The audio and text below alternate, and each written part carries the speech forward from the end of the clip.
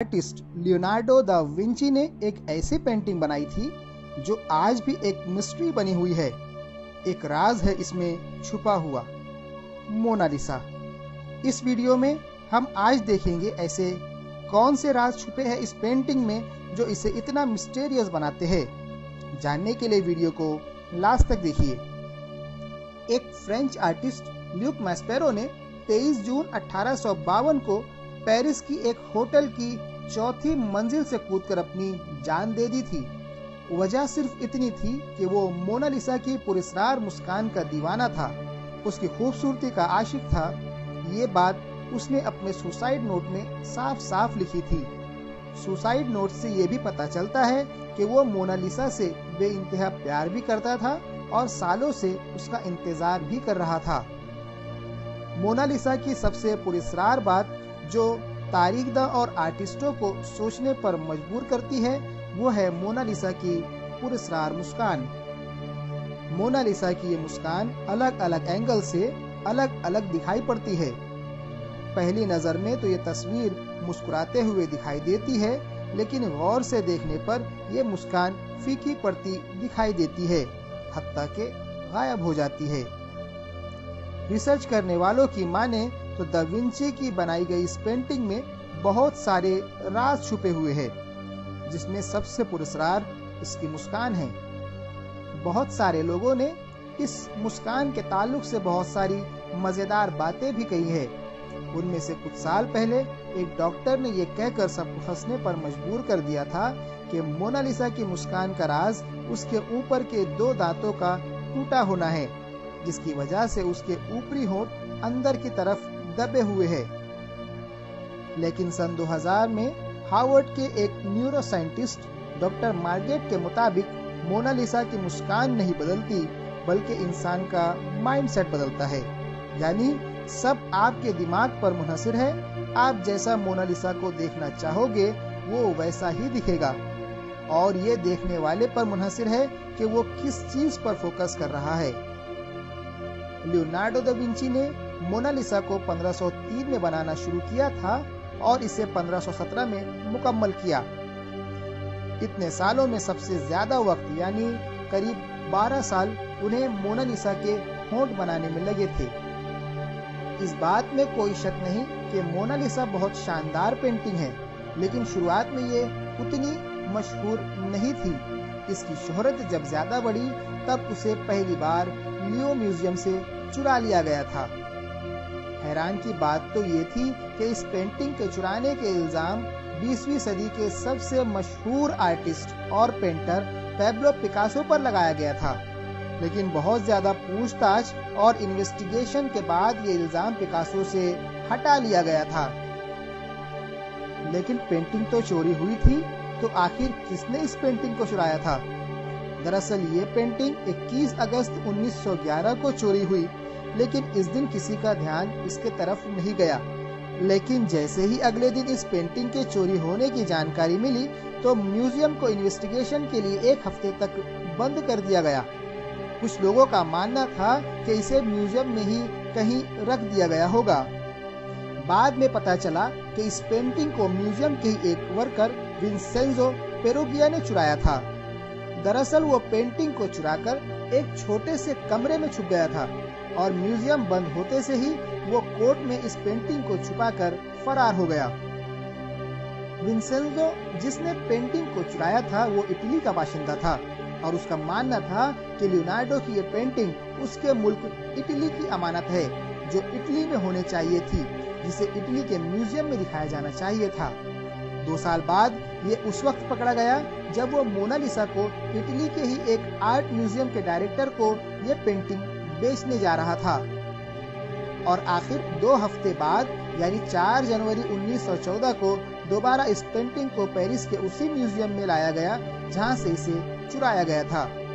Vincenzo को तो सजा के तौर पर 6 महीने की जेल हो गई, लेकिन वो इटली में देशभक्त नाम से मशहूर हो गया। मोनालिसा की तरह ही दिखाई देने वाली एक duplicate painting Leonardo da Vinci के ही एक शागिर्द फ्रांसिस्को मेल्जी ने बनाया था। इस पेंटिंग को स्पेन की राजधानी मैड्रिड के पैराडो म्यूजियम में रखा गया है। आज तक ये बात एक राज ही है कि मोनालिसा कौन थी और दा विंची ने ये किसकी तस्वीर बनाई थी। ज्यादातर लोग मानते हैं कि ये पेंटिंग फ्लोरेंस की एक इटालियन औरत लिसा ग्रेडिनी की थी, जबकि कुछ लोगों का मानना है कि ये तस्वीर खुद लियोनार्डो दा विंची की है और उन्होंने खुद को एक औरत की शक्ल में खुद को पेंट किया था। इस पेंटिंग को कई बार नुकसान पहुंचाने की भी कोशिश की गई है। 1956 में एक बोलिवियन टूरिस्ट ने इसे नुकसान पहुंचाने के लिए एक पत्थर से इस पर हमला किया था, जिसकी वजह से मोनालिसा के बाएं हाथ की कोनी के पास छोटा सा निशान आ गया था। बड़ी मुश्किल से इसे रिस्टोर किया गया, लेकिन वो निशान अब भी थोड़ा दिखाई पड़ता है। इसके बाद एक शख्स ने इस पर तेजाब फेंका था, इसीलिए मोनालिसा को सिक्योरिटी के तौर पर एक बुलेट प्रूफ ग्लास के अंदर रखा गया है। लियोनार्डो दा विंची ने एक राइटर होने के बावजूद भी अपनी इस मशहूर पेंटिंग के बारे में कुछ नहीं लिखा। दूसरी आलमी जंग के दौरान नाजी फौजों से बचाने के लिए मोनालिसा को 6 से 7 बार उसकी जगह से हटाया गया। 1514 से 1516 के बीच लियोनार्डो दा विंची के एक शागिर्द ने मोनालिसा का एक न्यूड वर्जन मोना वेना के नाम से बनाया था। इसके बाजू और हाथ की पोजीशन बिल्कुल मोनालिसा की तरह ही दिखती है। कुछ लोगों का मानना है कि इस न्यूड वर्जन को भी लियोनार्डो दा विंची ने ही बनाया था। इस पेंटिंग को भी पेरिस के ही एक म्यूजियम में रखा गया है। मोनालिसा की पेंटिंग को बनाने के दौरान दा विंची ने 30 से भी ज्यादा लेयर्स का इस्तेमाल किया था, जिसमें से कुछ लेयर्स तो इंसान के बाल से भी बारीक थी। Guinness book of world record के मुताबिक मोनालिसा दुनिया की सबसे महंगी पेंटिंग है। 1962 में इसकी कीमत तकरीबन $100 मिलियन आंकी गई थी और अब 2020 में इसकी कीमत कम से कम $700 मिलियन से भी ज्यादा है। लेकिन फ्रेंच हेरिटेज कानून के मुताबिक इसे बेचने या खरीदने की इजाजत नहीं है। दा विंची की मौत के बाद 1519 में ये पेंटिंग फ्रांस के राजाओं की मिल्कियत में थी। इनकलाबे फ्रांस के बाद इसे पेरिस के म्यूजियम में रख दिया गया। नेपोलियन बोनापार्ट ने तो कुछ दिनों के लिए इस पेंटिंग को अपने बेडरूम में लगा रखा था। हमारे तस्वुर से ये पेंटिंग काफी छोटी है, जिसका साइज 30 बाय 21 इंच है और वजन 8 किलोग्राम। इस पेंटिंग को बनाने के लिए पेपर और कैनवास का यूज नहीं किया गया था, बल्कि पॉपुलर की लकड़ी के पैनल पर ऑयल पेंट की मदद से बनाया गया था। दा विंची ने इसे इतनी खूबसूरती से बनाया है कि इसमें बर्श का निशान भी दिखाई देना मुश्किल है। दा विंची के दौर में पेपर और कैनवास मौजूद होने के बावजूद भी इसे लकड़ी के पैनल पर बनाया गया था। पेंटिंग को गौर से देखने पर पता चलता है कि इस पेंटिंग में मोनालिसा के आईब्रोज और आईलैशेस दिखाई नहीं देते। ये बात हमें सोचने पर मजबूर कर देती है कि आखिर दा विंची ने मोनालिसा के आईब्रोज और आईलैशेस क्यों नहीं बनाए थे। लेकिन 2017 में एक फ्रेंच इन्वेंटर पास्कल कोट ने हाई रेजोल्यूशन स्कैन से पता लगाया कि दा विंची ने मोनालिसा के आईब्रोज और आईलैशेस बनाए थे, लेकिन वक्त के साथ ये धीरे धीरे गायब हो गए। दुनिया भर में मोनालिसा के मदह लाखों में मौजूद है, जिन्होंने इस पर बहुत सारी नज़में भी लिखी हैं और इस पर लिखे गए गीत को गाया भी गया है। इतना ही नहीं, इसे जब से पेरिस के म्यूजियम में रखा गया है, तब से मोनालिसा को लव लेटर्स भी मिलते हैं और फ्लावर्स भी। पेरिस के लियोर म्यूजियम में जहां मोनालिसा की पेंटिंग रखी है, उसकी बिल्कुल मुखालिफ सिमत में एक बहुत बड़ी पेंटिंग रखी है, जो कि मोनालिसा के कई गुना बड़ी है, जिसका नाम है द वेडिंग फीस्ट एट कैना, जिसे इटली के ही एक पेंटर पाओलो वेरोन्स ने 1563 में बनाया था। हद दर्जा खूबसूरत होने के बावजूद भी यह फेमस ना होने की वजह से ज्यादा अट्रैक्शन मोनालिसा को ही मिलता है और इस पेंटिंग को बहुत कम लोग देखते हैं। दोस्तों, ये थी मोनालिसा के ताल्लुक से कुछ पुरस्कार बातें। अगर वीडियो अच्छा लगा हो तो इसे लाइक कर दीजिए और शेयर कर दीजिए, और इसी तरह की वीडियोस के लिए चैनल को सब्सक्राइब करके बेल आइकन पर क्लिक कर दीजिए। मिलते हैं अगले वीडियो में। खुदा हाफिज। जरा बताइए कि एक आदमी ज्यादा से ज्यादा कितनी चीजों में महारत रख सकता है। 2, 4 या 6। आज के इस वीडियो में मैं आपको एक ऐसे शख्स के बारे में बताने जा रहा हूं जो इतने सब्जेक्ट्स में माहिर थे जितने के किसी स्कूल या कॉलेज में भी नहीं पढ़ाए जाते। लियोनार्डो दा विंची एक साइंटिस्ट, एक मैथमेटिशियन, एक पेंटर, एक आर्किटेक्ट, एक स्कल्प्टर, एक इन्वेंटर, एक इंजीनियर, एक राइटर, एक हार्मोनिस्ट, एक स्किल्ड मैकेनिक भी थे। इसके अलावा उन्हें एनाटॉमी, जियोलॉजी, एस्ट्रोनॉमी, बॉटनी और हिस्ट्री का भी अच्छा खासा इल्म था। इसीलिए लियोनार्डो दा विंची को इस दुनिया में आए ग्रेटेस्ट लोगों में से एक माना जाता है। लियोनार्डो दा विंची एक एम्बीडेक्स्ट्रस थे, यानी कि वो दोनों हाथों से लिखना जानते थे। इतना ही नहीं, वो एक हाथ से लिख और दूसरे हाथ से ड्राइंग भी बना सकते थे। वर्ड्स को उल्टी तरतीब से लिखने में उन्हें महारत थी, जिसे हम मिरर राइटिंग कहते हैं। इसीलिए दा विंची की बहुत सारी तसनीफात को पढ़ने के लिए मिरर का इस्तेमाल किया गया। कुछ लोगों का कहना है कि दा विंची इस तरह से उन्हीं बातों को लिखा करते थे जिन्हें वो राज रखना चाहते थे, लेकिन मौरखीन ने लिखा है कि ये बात एक मिथ है, क्योंकि दा विंची ने अपनी ज़्यादातर तसनीफात को इसी तरतीब से लिखा है। शायद उन्हें मिरर राइटिंग लिखने में आसानी होती होगी। 1994 में बिल गेट्स ने दा विंची की एक बुक कोडेक्स हैमर को $30 मिलियन में खरीदा था। दा विंची की साइंटिफिक राइटिंग का कलेक्शन इस बुक में है। इसे भी दा विंची ने मिरर राइटिंग में ही लिखा है। बाद में बिल गेट्स ने इसके कुछ पेजेस को विंडोज 95 के स्क्रीन सेवर के तौर पर भी यूज किया था। उसके 3 साल बाद इस बुक का डिजिटल वर्जन बिल गेट्स ने पूरी दुनिया के लिए रिलीज कर दिया था। कहा जाता है कि दा विंची ह्यूमन एनाटॉमी को स्टडी करने के लिए रात में कब्रिस्तान जाकर वहां से कब्र खोदकर लाशों को निकाल लाते थे, और ऐसा उन्होंने 25 से 30 बार किया। ये तस्वीर दा विंची के जरिए बनाई गई है।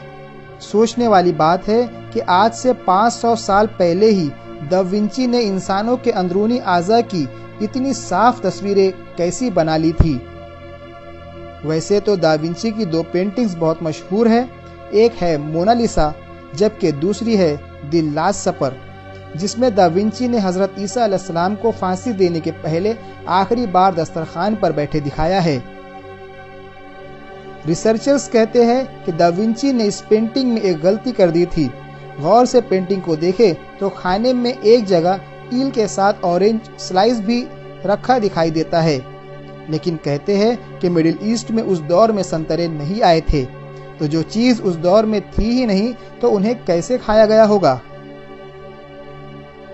दरअसल 16वीं सदी में इटली में ईल के साथ में ऑरेंज स्लाइस खाना एक कॉमन डिश थी। शायद इसीलिए दा विंची ने इसे इस पेंटिंग में भी बना दिया था। ये यकीन करना बहुत मुश्किल है कि दा विंची ने 16वीं सदी में ही बहुत सारी इजादात कर दी थी। उन्होंने पैराशूट, हेलीकॉप्टर, एरोप्लेन और टैंक जैसी चीज़ों के डिज़ाइन 16वीं सदी में ही तैयार कर दिए थे, इसलिए उन्हें भी इन चीज़ों का क्रेडिट दिया जाता है। पूरी दुनिया दा विंची को एक प्रोफेशनल की तरह जानती है, लेकिन वो इससे बिल्कुल उलट थे। वो काम में टाल मटोल करते थे, क्योंकि उनकी बहुत सारी पेंटिंग्स, राइटिंग्स और इन्वेंशंस इनकम्प्लीट है, जिन्हें वो पूरा नहीं कर पाए। आर्नो वैली नाम की ये ड्राइंग दा विंची की सबसे पहली ड्राइंग है, जिसे उन्होंने 1473 में बनाया था। दा विंची कभी स्कूल नहीं गए। उन्होंने सिर्फ पढ़ना और लिखना अपने वालिद से सीखा। उनके वालिद उनके आर्टिस्टिक टैलेंट से वाकिफ थे, इसीलिए उन्होंने दा विंची को इटली के ही एक पेंटर एंडिया डेल वेरोक्कियो के पास पेंटिंग सीखने भेजा। आज से 500 साल पहले भी दा विंची बहुत आगे की सोचते थे। खास तौर पर उन्होंने उस वक्त जानवरों पर होने वाले मुजालिम के खिलाफ आवाज़ उठाई थी, और जानवरों के ताल्लुक से उन्होंने लिखा था कि अगर इंसान खुद आज़ादी चाहता है तो परिंदों को क्यों पिंजरे में कैद करके रखता है। सच तो ये है कि इंसान सबसे बड़ा जालिम है जो दूसरों की मौत पर जिंदा है। दा विंची परिंदों को खरीद खरीद कर आज़ाद कर देते थे।